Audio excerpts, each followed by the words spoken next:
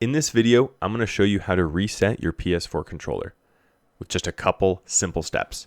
So first, to reset the controller, you're going to want to flip it around, and you can see there's this small hole here. So you're going to want to take a toothpick, a paper clip, or I'm going to use this little tack, probably not the smartest, but I'm going to press and hold down for a few seconds. And if you have your controller turned on, this will automatically turn off the controller. And then after about 5 to 10 seconds, the controller has been reset. Now, you're going to have a hard time connecting it because it'll be reset and it'll remove the pairing for whatever console it was on.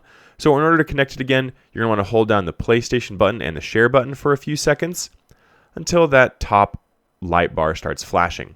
And then that means it can be paired to your console via Bluetooth or your computer or whatever device you use.